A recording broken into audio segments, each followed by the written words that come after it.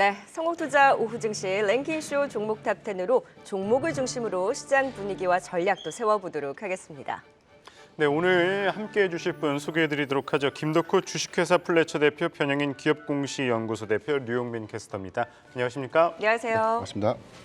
네, 미 국채금리 향방에 외국인 수급이 그대로 연동이 되고 있습니다. 그나마 오늘 선물 시장에서의 외국인 매수와 함께 삼성전자의 반등 그리고 코스피가 2,500선 회복에 나서고 있긴 한데 힘이 또 그렇게 강하지는 않습니다. 원달러 환율이 계속 부담스러운 구간에서 움직이고 있고요. 수급도 여전히 제한적입니다. 코스닥은 테마 순환매 또 개별 이슈가 붙은 낙폭과대주들에 대한 반등이 여전히 이어지고 있습니다.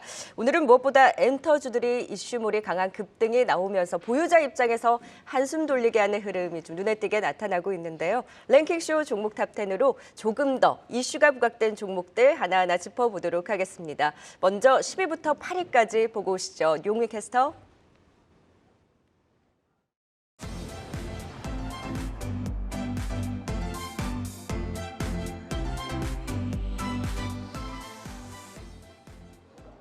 네, 랭킹쇼 종목 탑10 시작하겠습니다. 10위는 오늘 코스닥 시장에 입성한 기업이죠. KNS입니다. 일반 투자자 대상 공모청약 경쟁률도 1,451대 1을 기록하면서 흥행에 성공한 바 있는데요. 상장 첫날에 오늘 고가 기준 270%가량 급등세를 보이면서 공모가 23,000원을 3배 넘는 금액도 상회했습니다. 동사는 2차 전지 자동화 장비 제조 기업으로 기업 공개를 통해 확보한 자금을 베트남 법인에 투자해 2차 전지 장비 부품 가공과 개발에 사용할 계획이라고 하는데요. KNS가 10위에 이름 올렸습니다. 이어서 9위 보겠습니다. 9위는 사마콘텐서입니다.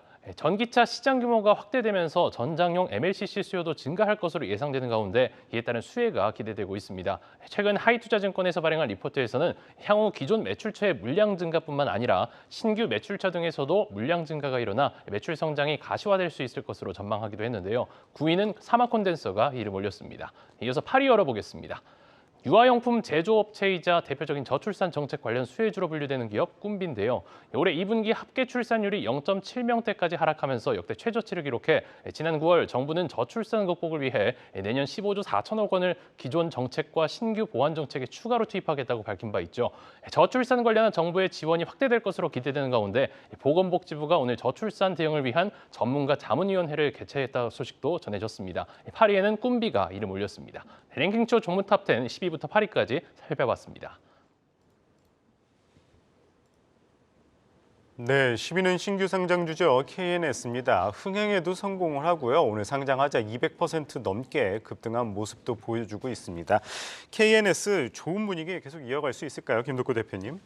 이전에 한번 이런 상장주, 신규 상장주들 접근하실 때 항상 조심하셔야 되는 게 이제 확약 비율 어느 정도 되는지 확보를 해야 된다 말씀을 드렸던 것 같은데 이전에 이제 소개됐던 뭐 AS텍 같은 경우도 확약 비율이 굉장히 적다 보니까 좀 매물이 빨리 나오지 않았었나라고 예상을 좀 하고 있습니다. 마찬가지로 KNS 같은 경우에는 이번에 이제 확약 비율이 지난번 이제 AS텍이나 뭐 다른 종목들에 비해서는 계속 상향하고 있고 지금 이제 다가오고 있는 LS 같은 경우에도 마찬가지로 이번에 이제 확약 비율이 점점 올라오고 있습니다. 이 말씀은 이제 지금 경기가 어느 정도 이제 안정화 단계로 다시 전환하고 있는 시점을 조금 전망하고 있다. 즉 장기적 시점에서 봤을 때 조금 더 조정 여파가 좀 더 줄어들 것이다라고 전망하는 시각들이 좀 늘어나고 있다고 보시면 될 것 같고요.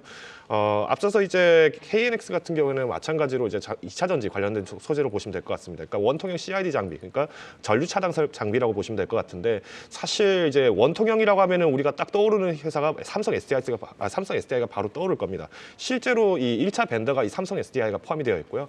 마찬가지로 이제 LG 솔루션도 마찬가지로 여기에 대해서 좀 포함이 되어 있다 보시면 될 것 같습니다.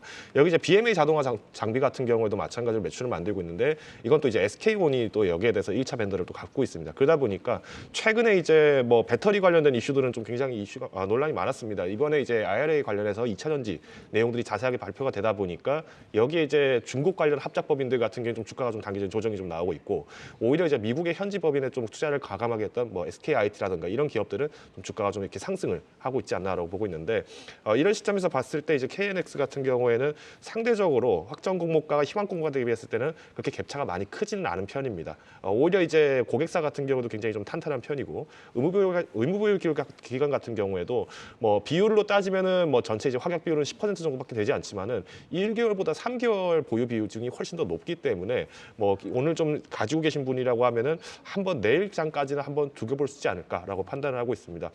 물론 이제 여기에 대해서 어느 정도 물량을 좀 많이 받으신 분이라면은 뭐 오늘 장중에도 충분히 매도하시는 것은 가능하다라고 판단을 하고 있고요. 특히 이제 수요 예측 당시에 이제 주요 가격 구간이 이제 뭐 70% 정도의 이제 수요 예측을 한 구간이 25,000원에서 27,000원입니다. 그렇기 때문에 뭐 오늘 장중에 마찬가지로 좀 매도를 하시더라도 뭐 손절 가격은 6만 원 선을 잡고 한번 보유해 보신다면은 전략적인 대응도 가능할 거로 판단하고 있습니다. 네, 일단 단기적으로는 확약 비율이라든지 기간을 봤을 때는 조금 더 볼 수 있는 여지가 있지만 역시 신규 상장주는 그날 이제 아무래도 수익 실현하는 관점으로 보다 보니 또 향후에는 변동성도 좀 염두에 둬야 될 것 같습니다. 자, 이번에 9위 사막컨덴서도 좀 체크를 해볼까요? 변영인 대표님 사막컨덴서도 그렇고 삼성전기도 그렇고 요즘 조금씩 살아나는 분위기입니다. 뭐 올해는 얼마 남지 않았으니까 기대는 높지 않지만 내년을 바라보는 전장용 MLCC 그리고 삼성전기 같은 경우에 또 온 디바이스 AI로 한번 또 반등을 준 바 있잖아요. 네. 낙폭과대 좀 얼마만큼의 반격을 기대해 볼 수 있을까요? 사막컨덴서로 좀 더 짚어보죠. 과거 주가 추이를 좀 보면 이게 이슈에 의해서 좀 상승을 했다가 현재는 차익분을 좀 반납한 흐름 하에서 다시금 이 기대감을 수반하는 것은 다름 아닌 내년도 실적에 대한 기대감들을 수반하고 있다라고 판단해봤습니다. 먼저 국내 유일의 종합 콘덴서 메이커사입니다. 지금 전력용 그리고 단층, 적층 세라믹 콘덴서를 공급하고 있는데 전체 이게 차량용 인포테인먼트용으로 좀 적용되고 있다라고 이해를 하시면 되겠습니다. 전장용 MLCC 매출의 40%가 LG전자 향으로 좀 이루어지고 있는데 여기에 현대모비스 그리고 테슬라에도 공급되고 있습니다.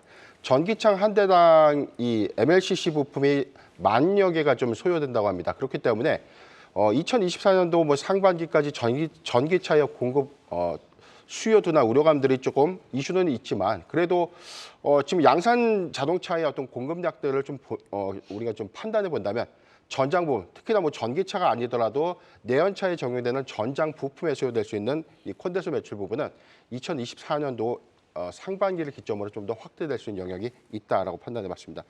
신규 사업으로 현대 배터리 커패시터를 현재 개발 중에 있는데 이게 지금 저전력 부분, 가로등에 들어가는 에너지 저장 장치용이라든가 뭐 소형 오토바이 그리고 전기 자전거 등에 좀 탑재될 수 있는 요인들 이 부분은 현재 좀 개발 중에 있지만 앞으로 공급이 가셔야되는 부분에서는 이 시장에 대한 어떤 점유율 내지는 시장 개발의 어떤 본격화 관점에서는 어떤 실적의 연동성도 주시해 볼 필요가 있다고 판단해봤습니다. 저는 이 목표가 43,000원 그리고 손절가는 34,000원을 제시해드리겠습니다. 그러면 그렇게 강한 기대는 아니네요. 좀 제한적인 반등까지만 기대한다. 그렇죠. 네. 일단은 뭐 이 전기차에 관련된 어떤 네. 이슈가 지금 단기간에 실적 베이스 관점에서는 뭐 내년 상반기에 굉장히 좀 커진다 이런 부분은 좀 아니지만 네. 그럼에도 불구하고 지금 전기차는 일시적인 어떤 성장 둔화를 좀 겪고 있는 과정에서 저희가 좀 다소 긴 호흡 관점에서 본다면 차량 양산이 좀 더 가셔야되는 이 관점에서는 오히려 이 공급 물량의 확대 이 부분을 우리가 주시해 볼 필요가 있다라는 이 점도 참고하면 좋을 것 같습니다. 네, 조금 다소 긴 호흡에서 바라봐야 되는 이 사막 콘덴서 의견 주셨습니다. 이어서 8위 꿈비 살펴보도록 하겠습니다. 최근 저점을 찍고 조금씩 반등에 나서는 모습인데 뭐 역시나 이제 저출산 관련해서 정책 기대감 부각되는 또 꿈비죠. 이 모멘텀 계속 가져갈 수 있을까요, 김덕구 대표님? 일단 저출산 섹터 같은 경우에 가장 이제 이슈가 있었던 때가 지난 2021년도로 제가 알고 있는데 이때 이제 중국이 마찬가지로 산화 제한에 대한 부분들을 조정하겠다. 그러니까 결국 이제 생산 인구를 늘려나가겠다라는 이제 정책을 발표하다 보니까 21년도에 이제 대부분 상승을 많이 했었습니다. 근데 이후부터 해서 계속 이제 저출산 문제는 매년마다 내가 나왔는데도 불구하고 오히려 섹터 상승은 거의 없었다라고 좀 말씀드릴 수 있을 것 같은데 자 이게 근본적인 원인이 뭐냐면은 일단 저출산이라는 부분들에서 이렇게 뭐 어떤 기업들이 나와서 제품을 매출을 만든다라고 하지만은 사실 지금은 결혼 자체를 잘 안 하는 추세입니다. 그러다 보니까 저출산 문제에 뭔가 돈을 자본을 투입한다고 해도 여기에 대해서 실질적으로 수혜를 받는 게 뭐 여기 기업들이 받아간다 사실은 어떻게 보면 정책 자금 정도만 조금 받는다 뿐이지 여기에 매출은 사실 오히려 수출 부분이 잘 되냐 안 되냐를 좀 보셔야 되지 않을까 판단을 하고 있습니다. 이런 시점에서 봤을 때 이 꿈비 같은 경우에는 뭐 오늘도 마찬가지로 좀 이슈가 있는데 이제 그립에서 이제 라이브 방송을 진행을 하게 되는데 고이터 하이체어 2를 이제 또 마찬가지로 출시를 하게 됩니다. 뭐 이미 이제 기존의 원 버전 오리지널 버전 같은 경우에는 올해 1월달에 출시해서 한 달 만에 완판이 됐었는데 이 제품 이름 들어보면 이게 뭐 하이체어 이게 뭐냐라고 하시면은 우리 맥도날드 같은데 가면 이제 영유아들 앉으라고 이렇게 좀 높은 그러니까 식탁이 있는 의자 조그마한 거 아마 아마 보신 적 있을 텐데 이게 그 하이처입니다. 그러다 보니까 이제는 가정에서도 이제 아기들 이제 보면서 같이 식탁에서 같이 밥 먹는 거 보면서 아기들 밥 챙겨줄 수 있다. 뭐 이런 제품으로 좀 탄력성을 갖고 있다 보시면 될 것 같고요. 조금 죄송합니다. 자, 꿈비 같은 경우는 좀 아쉬웠던 게 사실 뭐 이제 5월 달도 그렇고 뭐 7월, 8월 달도 그렇고 좀 논란이 좀 많이 있었습니다. 그러니까 5월 같은 경우에는 이제 스마트 팩토리를 짓겠다라고 얘기를 하면서 유상증자를 진행을 했었는데 당시에 이제 이 IPO, 그러니까 이제 공모를 했을 때 당시에 모였던 자금이 약 100억 정도인데 이때 유상증자를 하기 위해서 모았던 자금이 200억이 좀 넘었습니다. 209억으로 돼 있고요. 그러다 보니까 사실은 기존에 이제 공모주 받아가지고 갖고 있던 사람들 입장에서는 조금 아쉬운 면이 많았다 얘기를 드릴 수 있겠죠. 더불어서 이제 지난 8월 같은 경우에는 이제 의무 보유 기간 6개월이 지나가다 보니까 여기에서 이제 주주들이 사실은 이제 보유 지분들을 좀 많이 물량을 내어놨습니다. 그러다 보니까 또 마찬가지로 좀 주가들이 단기적으로 많이 빠졌다라고 해석을 하고 있고요. 자, 그러면 결론적으로 우리가 이제 꿈비를 비롯해서 이제 많은 출산 섹터 혹은 뭐 저출산 뭐 이런 아동 섹터 이런 쪽을 좀 보실 때는 당연히 이제 기업에 대한 실적들을 좀 보셔야 될 것 같은데 저라면은 굳이 국내 기업이라고 해서 국내 수출, 내수 수출만 가지고 뭐 실적을 좀 바라보시기보다는 실제 해외 매출이 어떤 국가에서 나느냐 좀 더 추적을 해보실 필요가 있다라고 판단을 하고 있습니다. 그래서 오늘 장에서 좀 이렇게 상승했던 부분들은 어떻게 보면은 조금 일시적인 소멸이 좀 가능하다라고 예상하기 때문에 목표가는 13,000원 그리고 손절가는 1,500원 제시를 좀 드리겠습니다. 총선 앞두고 저출산 테마들이 지금 부각이 되면서 꿈비가 지금 오후장 들어서도 더 상승폭을 키우고 있기는 하나 오히려 지금 말씀해주신 목표가를 감안하면 수익 실현을 해야 되는 자리이고 지금 해외에서 매출이 나오는 종목을 보자라고 한다면 오늘 쌈지엔터가 또 굉장히 탄력적인데 그 전에도 좀 관심을 말씀해 주신 바 있잖아요. 그러면 저출산 테마를 본다면 SAMG 엔터를 조금 더 관심 있게 보세요. 네, 그렇습니다. 이제 쌈지 같은 경우에는 뭐 지난주에도 제가 말씀을 좀 드렸던 것 같은데, 그러니까 뭐 웹툰주로 일단 묶여는 있습니다만은 이제 이번에 마찬가지로 이제 시청률이 굉장히 좀 탄탄하게 나오다 보니까, 그러니까 키즈 콘텐츠가 강화됐다고 보시면 될 것 같습니다. 미니 특공대 새 시즌 잘 나왔어요. 그렇죠, 마찬가지로 그렇고요. 지금 이제 키즈 콘텐츠가 왜 문제가 되냐면은 이제 중국에서 지금 스마트폰 사용 시간을 지금 많이 조절을 했는데 뭐 8세, 9세 미만 같은 경우에 40분밖에 쓸 수가 없습니다. 물론 이러다 보니까 뭐 아동들한테 스마트폰을 쥐어주는 건 사실 아동들 이름으로 된 명예폰이 아니라 엄마들 폰을 주다 보니까 결국은 키즈 콘텐츠 매출 부분들은 좀 더 주목을 할 필요가 있다라고 판단을 하고 있고요. 오히려 이제 중소년층, 그러니까 뭐 중학교, 고등학교 친구들 같은 경우에는 중국 시장에서 뭐 웹게임이라든가 이런 걸 했던 게 좀 탄력이 좀 못 받았죠. 그러다 보니까 뭐 쌈지엔터 같은 경우에는 조금 더 지켜보자라고 말씀드릴 수 있을 것 같습니다. 네, 꿈비까지 살펴봤습니다. 이어서 이 7위와 6위 종목도 살펴보도록 하겠습니다.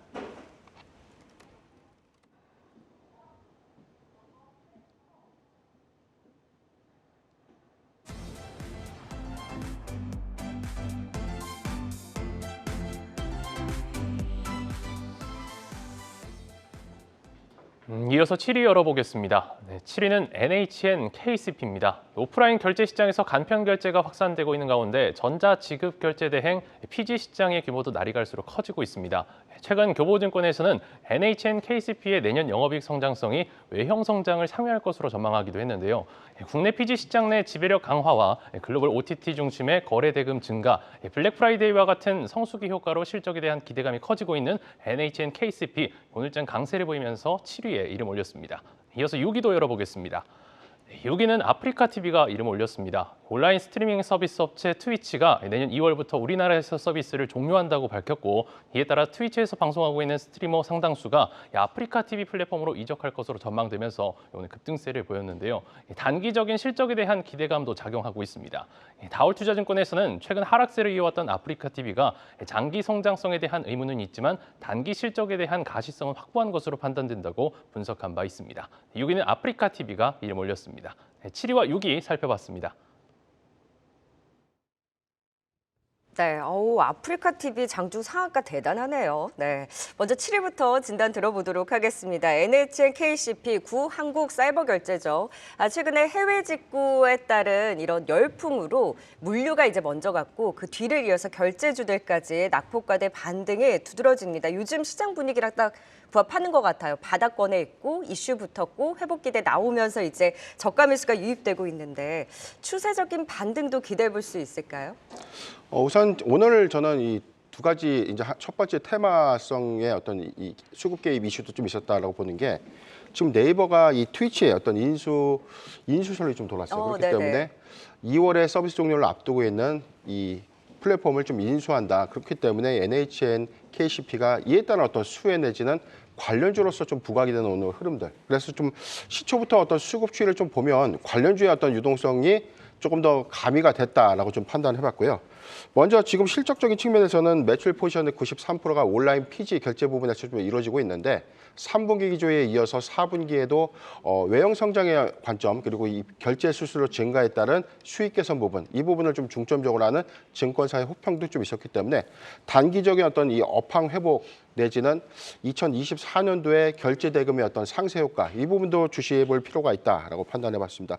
지금 네이버에서 과연 이 트위치의 어떤 인수가 가시화될 것인가 이에 따라서 이 관련된 이슈가 한 번 더 부각이 되거나 그 일정 관련돼서 지속적인 어떤 내용들이 좀 나와준다면 동사는 그래도 그 추이에 따라서 수급이 작용될 수 있는 여지는 있다라고 좀 판단해봤습니다. 4분기 실적에 대한 어떤 기대치 그리고 단기 이슈인 트위치의 인수 가시화 부분 이 부분을 잘 참고하면 좋을 것 같고요. 저는 목표가 13,800원 그리고 손절가 1,500원을 제시해드리겠습니다. 네, NHN KCP 살펴봤고요. 이어서 6위 오늘 장중 상한가 기록한 아프리카 TV 진단해 보도록 하겠습니다. 앞서서 이야기했듯이 이 트위치 한국 서비스 철수 소식에 이 반사 이익 때문에 아프리카 TV 오늘 상한가를 가긴 했는데 최근에 이 증권사 리포트 보면은 장기 성장에 대한 좀 우려가 나타난다면서 목표가 하향 리포트도 나온 상황입니다. 이 아프리카 TV 어떻게 대응하면 좋을까요, 김 대표님? 오늘 장중에 좀 무리하게 탑승하신 분들이라면은 조금 비중 조절은 하셔야 될 거라고 판단을 하고 있습니다. 뭐 실제로 이제 아프리카 TV나 아니면 뭐 트위치를 서비스를 써보신 분들은 아시겠습니다만은 뭐 아프리카 같은 경우에는 뭐 실제 국내 이제 기업이 있다 보니까 아무래도 이제 뭐 실시간 채팅에 대한 어떤 스트리머들의 뭐 반응이 우리 BJ라고 하죠. 그러니까 BJ들의 어떤 반응들이 좀 바로 즉각적으로 나올 수가 있는데 트위치 같은 경우에는 이제 미국에 본사가 있다 보니까 여기에서 실제 대응을 하는 데까지는 뭐 짧게는 뭐 30초, 길게는 뭐 2분, 3분 이상 이제 대응이 늦어질 수밖에 없습니다. 그러다 보니까 뭐 소통 부분들이 계속 원활해야 된다 얘기가 나왔었는데 이게 이제 기폭제가 됐던 거는 이제 지난 2022년, 22년부터 해서 굉장히 회자가 많이 했던 망사용료 논란이었죠. 그러니까 결국은 이제 여기서 시청자들이 아무리 여기에 대해서 트래픽을 많이 만들어낸다고 하면은 트래픽에 대한 어떤 통신사들의 부담들이 늘어나다 보니까 망사용료를 부담할 수밖에 없습니다. 그러다 보니까 여기에 마찬가지로 뭐 아마존 입장에서는 굳이 한국의 트위치 서버를 유지할 필요는 없다. 수익성이 지금 맞지 않는다라는 결정을 내렸던 것 같고요. 그러다 보니까 이제 기존에 이제 1080 그러니까 화상도를 이제 굉장히 720으로 낮추다 보니까 그래도 기존에 있던 뭐 시청자들 같은 경우에 계속 유입이 됐었고 또 마찬가지로 유입이나 혹은 이제 유지가 좀 잘 됐었다라고 보고 있는데 지금 이제 문제가 뭐냐면은 이번에 이제 이런 어떤 국내에서 서비스를 중단하기 때문에 뭐 트위치에 있는 스트리머들이 전부 실직자가 된다라고 해석하시면 안 됩니다. 그 이유가 뭐냐면 비슷한 예시로 이제 중국의 게임주라고 치면 이제 액티비전 블리자드가 중국 내 서비스를 아예 없앴습니다. 그러다 보니까 중국 내 서비스를 받지 못하는 중국 유저들이 어디로 다 들어왔냐? 한국 서버 들어와서 게임하고 있습니다. 자, 이 말은 뭐냐면은 결국 이제 내가 보던 스트리머가 굳이 이 스트리머 채널을 옮기지 않는다면, 그러니까 결국은 한국의 트위치랑 계약을 한 게 아니라 말 그대로 트위치 본사랑 계약이 되어 있는 입장이라고 본다고 봤을 때 시청 서버를 말 그대로 해외로 우회한다든가 아니면은 해외 서버에서 마찬가지로 시청하는 부분들은 아직까지 원활합니다. 그러다 보니까 여기에 이제 문제가 되는 거는 오히려 뭐 트위치 본사보다는 제가 볼 때는 통신사들, 그러니까 여기에 대해서 통신망 이용료에 대한 부분, 수신료에 대한 부분들을 받지 못하게 되는 문제가 생기기 때문에 저는 이런 시점에서는 통신 3사에 대한 부분들에서의 움직임들을 좀 주목한다고 보고 있고요. 오히려 이제 VPN이 활성화된다고 하면 아프리카 TV가 여기에 대해서 공격적으로 좀 더 올라갈 탄력은 조금 제한적이라고 판단하고 있습니다. 그래서 오늘 좀 이렇게 종목을 좀 잡으셨다라고 하신다면은 조금 공격적인 목표가를 잡으시기보다는 방어적인 입장에서 네. 목표가는 9만 원 제시를 좀 드리겠고요. 손절가는 7만 원 제시를 드리도록 하겠습니다. 아프리카 TV는 반사액에 대한 기대를 일단 오늘 하루 그 과한주 급등으로 반영을 한 것이고 오히려 이런 급등을 이용해서 비중 조절의 기회로 활용을 하자라는 의견을 주셨습니다. 7위, 6위 모두 트위치에 파생된 이슈로 오늘도 탄력을 받는 종목들이 순위에 올라섰네요. 10위부터 6위까지 투자 포인트 다시 한번 정리해 보겠습니다.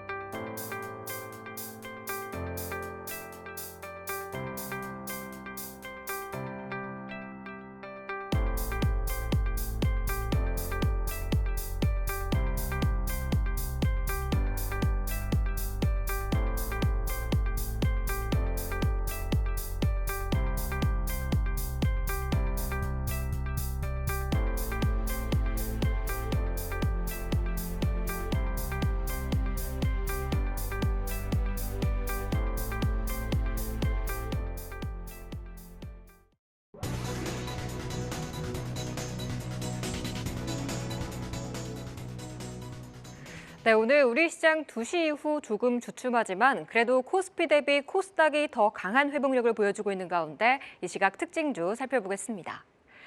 포스코 인터내셔널이 최근 미국과 유럽에서 전기 수소차용 부품 계약을 잇따라 체결하고 있습니다. 이번엔 북미 완성차 업체로 3천억 원 규모 감속기 부품 수주를 성공했다고 밝혔는데요. 괄목할 만한 성과 속에 강한 상승 나오는 가운데 5거래일 만에 반등하면서 현재 6.7% 오르고 있습니다. 이번 주 IRA 세부 법안이 발표되면서 분리막과 전해액 관련 업체들을 향한 시선이 달라졌습니다. 월요일 강세를 보인 후 어제는 약한 시장 분위기에 움츠렸지만 오늘 다시 힘을 내고 있는데요. 그중 종합 전해액 원재료 회사로 잘 알려져 있는 첨보가 장중 오름폭을 확대하고 있습니다. 오늘 외국인과 기관의 양 매수 유입되면서 현재 두 자릿수의 급등 나타내고 있습니다. 올해 IPO 시장 마지막 대어로 꼽히던 LS 머트리얼즈의 청약, 흥행에 성공했습니다. 일반 증강후 13조 원을 모았는데요. 이 LS그룹주 전반적으로 빨간불 켜내고 있는 가운데 그중 모회사 LS 전선아시아는 최근 해적 케이블 및 히토리 사업의 진출 계획을 밝히면서 제2의 성장 모멘텀을 마련하겠다고 밝힌 바 있습니다. 시장에서도 재평가 이뤄지면서 거래량 급증하고 있는데요. 오늘 18% 오르면서 52주 신고가 경신하고 있습니다. 긴축 기조에 브레이크가 걸리며 올해 위험자산 선호 심리가 되살아나고 있습니다. 증시보다 비트코인이 훨씬 가파른 상승 랠리를 보여주고 있는데요. 간밤 비트코인 가격 44,000달러, 우리 돈 약 6천만 원을 넘어서면서 관련주들에도 훈풍이 전해지고 있습니다. 국내 거래소 업비트를 운영하는 두나무의 지분을 보유한 우리기술투자, 어제 하루 쉰 후 다시 빨간불로 올려 세우고 있는데요. 오늘 52주 신고가 터치한 가운데 현재도 7,500원 선에 거래되고 있습니다. 지금까지 이 시각 특징주 살펴봤습니다.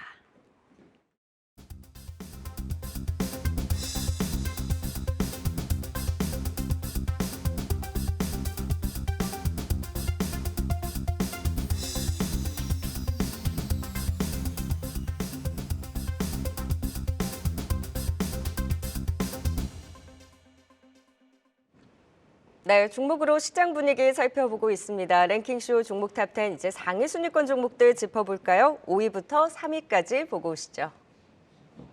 네, 이어서 5위 살펴보겠습니다. 5위는 제주반도체가 이름을 올렸습니다. 업황 회복으로 내년부터 안정적인 실적 성장이 예상되는 가운데 온디바이스 인공지능 시장 개화에 따른 신규 수요가 창출될 것이라는 증권사 전망이 나왔습니다. 네, 제주반도체는 온디바이스 AI 구현에 필수적인 저전력 반도체 매출 비중이 약 70%에 달해 큰 수혜가 예상된다고 하는데요. 탄탄한 실적의 온디바이스 AI 모멘텀까지 제주반도체가 5위에 이름 올렸습니다. 이어서 4위 보겠습니다. 네, 4위는 카페24가 이름을 올렸습니다. 구글로부터 259억 원 규모의 투자를 유치했다는 소식이 전해지면서 장중 상한가를 기록했는데요. 네, 카페24 측은 이번 투자가 유상증자로 진행될 예정이고 지난 1년간 양사가 구축해온 유튜브 쇼핑 파트너십을 지속적으로 발전시키고 확장하는 데 중요한 발판이 될 것으로 기대하고 있습니다. 4위에는 카페24가 이름 올렸습니다. 네, 이어서 3위 보겠습니다. 네, LNF가 3위에 랭크했습니다. 수익성 악화 우려에도 불구하고 최근 한 달간 개인 투자자 순매수 상위 10개 종목 가운데 5개가 2차 전지주라고 하는데요. 3분기 영업이익도 전년 동기 대비 85% 감소한 가운데 증권사에서는 LNF가 내년 상반기까지는 수익성이 부진할 것으로 예상하고 있습니다. 지난 29일 기관 투자자 대상 설명회를 통해서 내년 1월 중순 코스피 시장 이전 계획을 밝힌 것으로 전해졌는데 최근 7거래일째 기관 순매수가 이어지면서 상승세를 이어오고 있습니다. LNF가 3위에 이름 올렸습니다. 랭킹쇼 종목 탑10 5위부터 3위까지 알아봤습니다. 네, 5위 제주반도체 체크해 보도록 하겠습니다. 업황 회복에 따른 이 내년의 안정적인 실적과 함께 또 온디바이스 AI 시장 개화에 따른 수혜도 동시에 받으면서 이 제주반도체 최근 한 달 조금 넘는 사이에 급등한 상황입니다. 이 추가 상승을 좀 기대해도 좋을지 아니면 단기 급등에 따라 그래도 조금 조정을 염두에 둬야 될지 어떻게 바라보십니까, 변영인 대표님? 네, 결론적으로 말씀을 드리면은 추가 상승 여러가 좀 있다라고 좀 판단되는데. 최근에 온디바이스 관련주들이 굉장히 좀 강했던 이후에 지금 종목별 이 희비가 좀 엇갈리고 있는 부분이 있어요. 수급적인 희비도 좀 있고 실질적인 어떤 사업 수혜 관점에 따라서 이 매기가 좀 더 달라지는 유형들이 좀 있는데 우선 뭐 제주 반도체의 경우에는 사실상 온 디바이스의 최대 수혜주다라고 저는 평가해보고 싶습니다. 국내 메모리 팹리스 업체로서 지금 온 디바이스의 어떤 이 메커니즘은 지금 팹리스 업체라든가 그다음에 전력 비율을 굉장히 좀 이 최소화할 수 있는 저전력 반도체의 어떤 사용량 이 부분에 좀 주목을 해야 되는데 지금 전체 이 매출의 이 주력 부분이 사물 인터넷 부분에서 좀 기인됐었지만 2분기부터 전장량 이 LPDDR의 공급이 좀 가시화가 되면서 전장량 부분의 확장세를 좀 주시해 볼 필요가 있다라고 판단해 봤습니다. 내년부터 AI 이 기능이 좀 탑재될 수 있는 부분이 이 모바일과 가전 그리고 PC 등의 뭐 굉장히 많은 IT 기기의 수요 안에서 이제 공급세를 우리가 좀 감안해 본다면 전체 매출 포지션의 70%를 좀 차지하고 있는 동사의 어떤 수혜로 좀 예상이 되고 있고요. 이게 지금 당장 4분기 실적 기여도는 좀 떨어질 수는 있겠지만 내년도에서는 조금 더 달라지는 양상, 특히나 전장 부분에 대한 확장성은 주목해 볼 필요가 있다라고 판단해 봤습니다. 지금 이 계약기 관점에서는 뭐 LPDDR이 지금 모바일 부분에 얼마만큼 좀 공급될 것인지 이 부분에 대해서는 현재까지 이제 구현된 어떤 양산 캐파가 확정되지는 않았지만 이 부분을 좀 차지하더라도 2분기부터 시작된 이 전장형 부분이 내년부터 조금 더 확장되는 관점에서는 이제부터는 좀 실적 관점으로 접근해 볼 필요가 있다라고 판단해 봤습니다. 현재 시가총액이 2,842억 원대인데 오늘 신고가 갱신을 좀 했지만 추가적인 어떤 수혜 기대감들 그리고 이 온디바이스 관련주의 어떤 수남매 시세 안에서는 여기서 조금 더 올라갈 수 있는 상승 여력은 있다라고 판단해봤고 저는 목표가 1,500원 그리고 손절가 7,500원을 제시해 드리겠습니다. 네, 지금 온 디바이스 AI 관련주들이 다 선별적인 흐름을 보이고 있는데 그 안에서도 가장 추세 좋게 올라가는 제주 반도체는 실적에 대한 기대도 있는 만큼 10,000원 돌파에 대한 기대를 또 말씀해 주셨습니다. 자, 4위는 카페24입니다. 오늘 이슈와 함께 장주 상한가 찍는 종목들이 속출나고 있는데 와, 구글로부터 260억 원 투자 유치로 바로 갭 상한가 그리고 상한가 전혀 풀리지 않고 여전히 강한 움직임 가져가고 있습니다. 따라붙어도 되는 뉴스인가요? 아니면 갖고 있는 분들, 이 보유자가 이 이슈로 팔고 나와야 되는 뉴스인가요? 저는 오히려 매도를 할 것 같습니다. 이렇게 말씀드리는 이유는 일단 오늘 이제 이슈가 발표가 됐던 게 이제 구글에서 260억 규모의 이제 유튜브 스트리밍 서비스, 그러니까 이제 유튜브 쇼핑 쪽에 대해서 이제 매출을 확고히 하는 이슈가 좀 발표가 됐는데 제가 이제 여기에 대해서 이제 저는 기존의 보유자분들이라면 오히려 매도를 하시는 게 맞다라고 판단하는 근거는 지난 10월 30일에 이미 이제 그러니까 IP, 그러니까 지적재산권 사업을 인지를 하고 있는 비크라는 이 스타트업 기업과 마찬가지로 MOU를 체결을 했습니다. 이러면서 당시에 이제 해자가 됐던 게 어떤 게 주로 논의가 된다 보니까 유튜브 쇼핑 시장을 이제는 공고히 하겠다. 우리가 기존에는 단독 쇼핑몰 운영에 집중을 했었다면 이제는 글로벌로 이제 확장을 할 수 있도록 특히 아티스트라든가 아니면 크리에이터들을 활용한 이제 개인 매수 시장에 대해서 공격적으로 접근을 하겠다라고 이제 이 당시 MOU 때 이제 발표가 됐기 때문에 사실 이 시점에서 봤으면은 이제 주가 자체는 10월 30일 날에도 이제 급등을 했다가 조금 종목이 좀 이렇게 매물이 나왔던 이슈인데 이후에는 실적 부분이 부담이 되다 보니까 또 다시 이제 매도 물량들이 과감하게 나왔습니다. 물론 최근에는 이제 다시 이제 카페24가 또 여러 가지 이슈로 주목을 받고 있는 건 사실이겠습니다만은 보유자 입장이라면 지금 현재 위치까지에 대한 실적들이 영업이익을 단기적으로 회복하기에는 쉽지가 않다라고 좀 말씀드리겠습니다. 특히 이제 3분기 같은 경우에는 오히려 매출이 좀 감소하고 영업 적자가 좀 늘어나는 경향들이 있었기 때문에 일단 배류레이션적인 시장에서 봤을 때는 여기서 매물들이 좀 나올 가능성이 충분히 크다 말씀을 드리겠고요. 때문에 이제 오늘 좀 접근하셨던 분이라 하더라도 목표가를 높게 잡으시기에는 조금 제한적일 것이라고 판단을 하고 있습니다. 특히 이제 뭐 251봉, 500일봉을 다 보신 분들은 아시겠습니다만은 뭐 500일봉 한번 가볼까요? 500일봉 정도만 가보더라도 사실 2년 전의 위치에 이제 점점 다가오고 있는 것은 어느 정도 사실이겠습니다만은 2년 전 대비했을 때 영업 적자가 지금 계속 누적이 되고 있기 때문에 단기적인 회복에서는 좀 제한적이다. 그래서 목표가를 만약에 내년 하반기까지 잡으신다면은 24,000원 제가 제시를 드리겠고요. 오늘 보유하신 분이라고 하면은 손절가는 19,000원 제시를 드리겠습니다. 네, 구글 이슈에 따른 급등, 이 보유자 입장에서는 매도 의견 말씀 주셨습니다. 이어서 LNF 살펴보도록 하겠습니다. 최근 이 기관의 매수세 꾸준하게 들어오는 상황이긴 하지만 또 최근에 이 증권사의 이 목표가 하향 리포트도 있긴 했었죠. 다만 최근 들어서 주가는 조금씩 오르는 모습이기는 한데 대응 어떻게 하면 좋을까요, 변영인 대표님? 네, 뭐 2차 전지 섹터에 대해서는 뭐 늘 일관되게 좀 말씀드리고 있었는데 좀 다소 긴 호흡. 지금 4분기라든가 내년 상반기까지에 대한 전기차 이 수요 둔화에 대한 우려감들은 이미 우리가 다 알고 있던 내용들.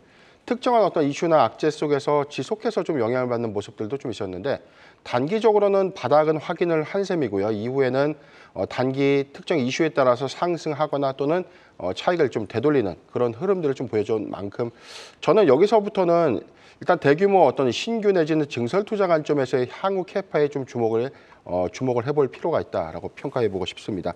먼저 최근에 이 대구 국가산단에 2조 5천억 원 규모의 대규모 시설 투자를 중장기적으로 좀 투자하겠다. 2030년까지 지속적인 투자를 진행하겠다라고 좀 밝힌 바 있었어요.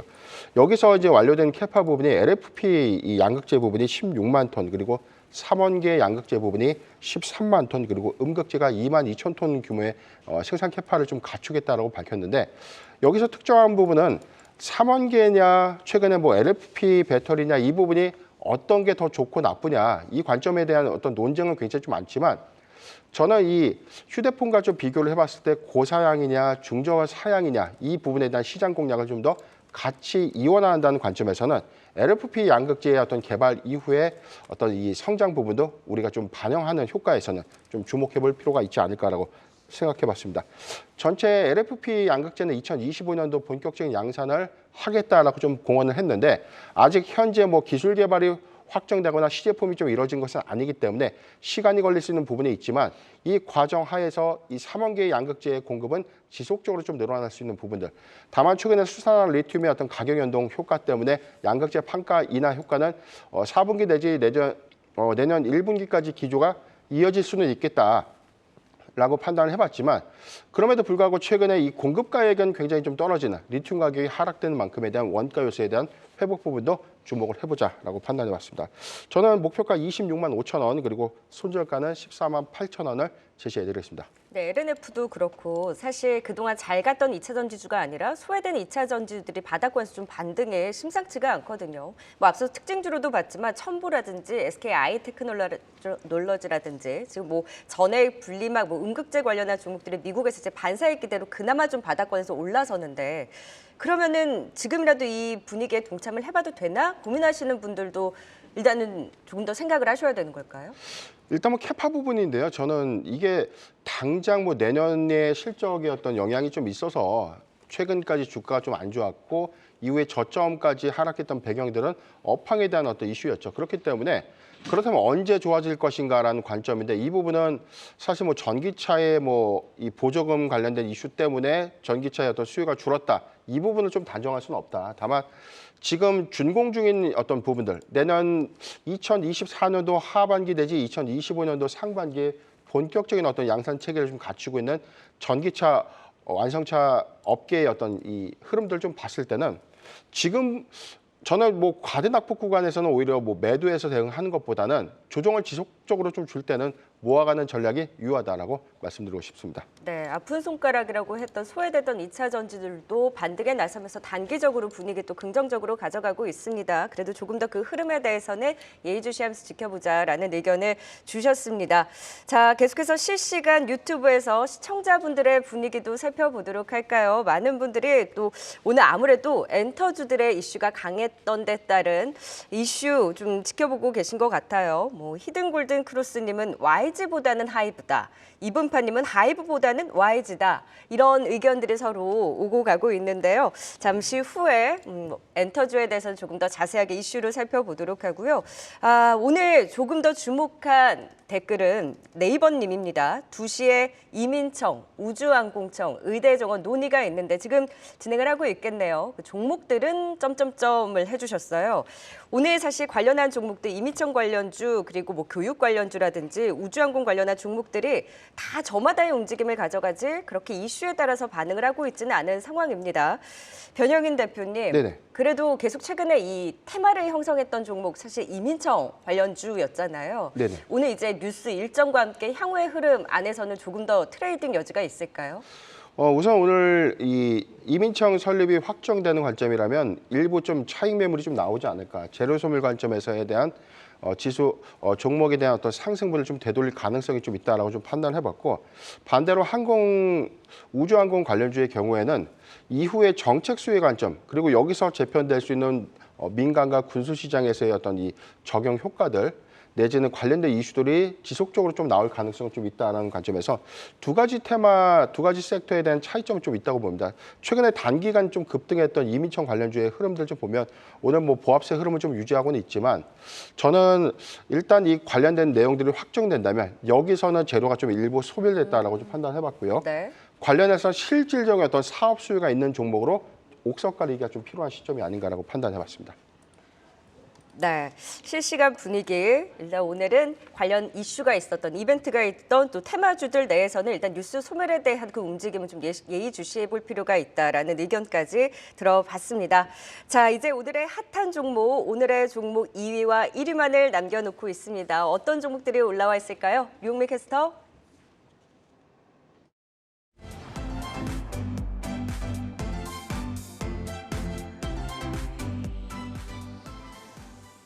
네, 이어서 2위 한번 열어보도록 하겠습니다. 2위는 HPSP가 이름을 올렸습니다. 이 반도체 업황 개선 신호가 본격화되는 가운데 최근 HPSP의 주가 상승도 두드러지고 있는데요.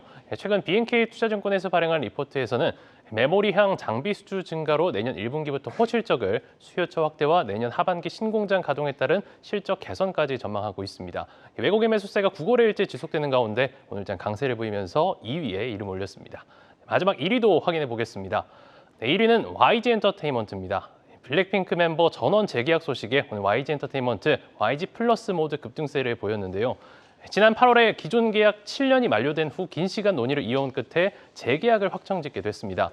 증권사에서는 블랙핑크 재계약으로 향후 매출 변동성이 매우 크지만 내년은 블랙핑크 완전체 휴식기로 예상돼 매출 하락은 불가피할 것으로 전망했습니다. 다만 재계약과 관련한 불확실성도 해소됐고 베이비몬스터의 활동이 본격화되면서 주가 회복을 전망하고 있습니다. 1위는 YG 엔터테인먼트가 이름 올리고 있습니다.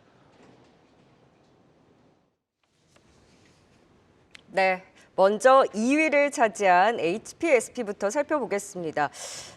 지금 외국인 매수가 뭐 대단합니다. 사실 다른 반도체주 대비 선단 공정 수요를 잡기 위해서 아무래도 HPSP 매출이 잘 나오다 보니 영업이익률이 무려 50%가 넘습니다. 그러다 보니 다른 좀 차별적인 움직임이 나타났었는데 지금 5만 원 돌파도 기대해 볼 수 있을까요? 일단 뭐 오늘 좀 제가 종목들 얘기 드리면서 좀 매도 의견을 다 많이 드렸던 것 같은데 여기도 매도예요? HPSP는 조금 더 지켜봐도 충분히 여력이 있지 않을까요? 일단 오늘 이렇게 처음 말씀드리고 싶습니다. 지켜보자라는 종목이.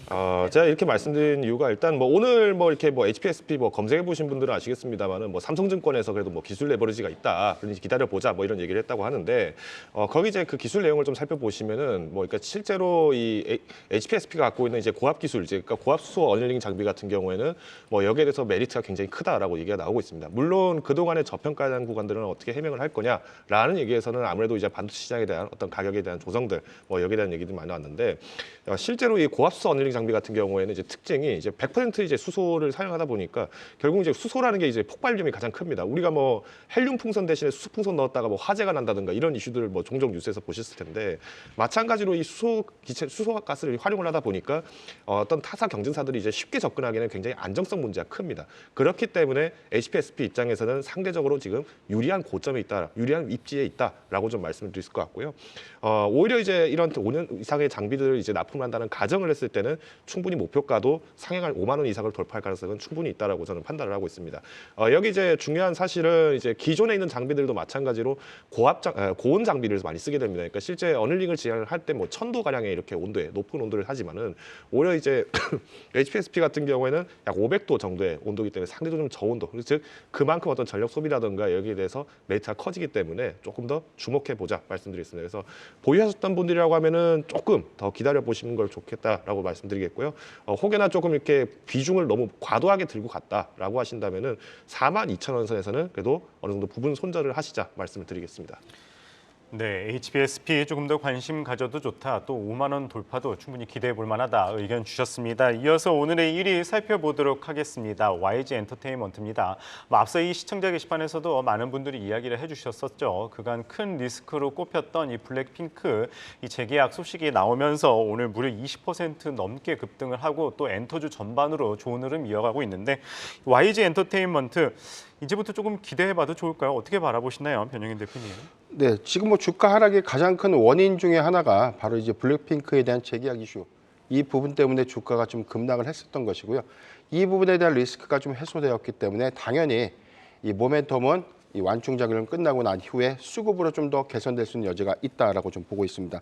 그렇지만 뭐 지금 완전체 활동 하에서도 지금 당장의 뭐 4분기 실적에 대해서 뭐 음반 제작에 대한 어떤 이 시간, 이 공백기 때문에 내년의 어떤 실적 초반까지는 조금 어려움이 있다라는 평가들 좀 있지만 저는 그럼에도 불구하고 이런 실적에 대한 우려감도 최근의 주가 저점에서 모두 다 반영을 했다라고 평가하고 싶습니다.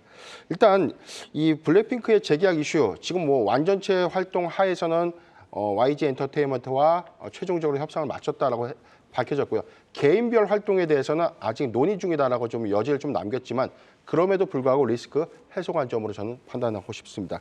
지금 3분기 실적까지 이 상당히 많은 실적의 호실적을 이끈 배경은 블랙핑크의 이 해외 공연 수익 그리고 앨범 판매량으로 인해서 실적 상승을 좀 견인시켰던 요인이 좀 있었는데 그럼에도 불구하고 이런 리스크가 지금 해소된 만큼의 지금 후발 주자인 신규 아티스트죠. 베이비몬스터의 어떤 미국 내 흥행 그리고 여기에서 활동되는 어떤 공연 그리고 음반 판매량 등을 4분기 실적 내지 내년 1분기 실적 추이까지 좀 더 가져간다면 YG 엔터테인먼트는 단기 악재 이후에 충분한 추세는 전환했다라고 평가해보고 싶습니다.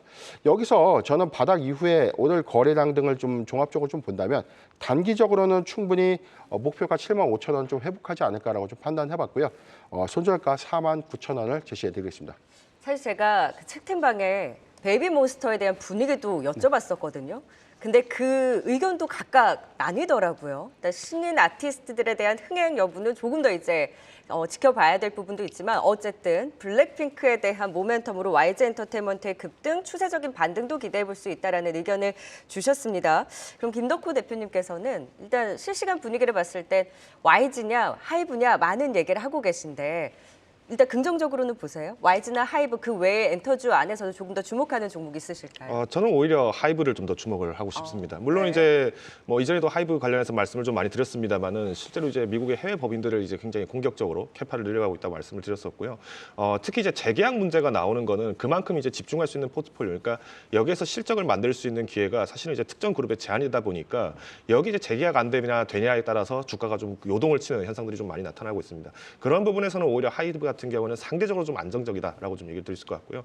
물론 이제 주가 같은 면에서도 지금 단기간에서는 좀 굉장히 많이 좀 빠졌습니다. 그러니까 상반기 기준으로 했을 때는 주가들이 계속 꾸준하게 조정을 받고 있었는데 엔터주 자체에 대한 재평가는 지금부터 이루어지는 것은 긍정적이라고 저는 말씀드리겠습니다.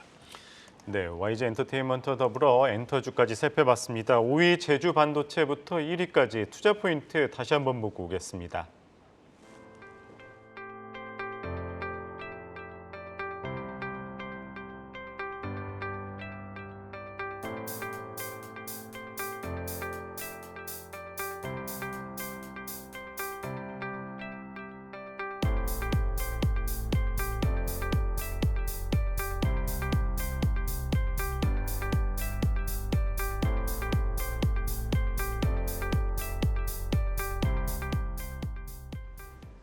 네, 오늘 수요일이죠. 베스트 댓글 당첨자 선정하는 날입니다. 오늘은 네이버님이 선정이 되셨는데요. 한경매거진 1년 구독권 보내드리고 있으니까요. 하단에 나가는 주소로 연락처 남겨주시면 되겠습니다. 수요일과 금요일 선물 드리는 만큼 또 많은 참여 부탁드리겠습니다.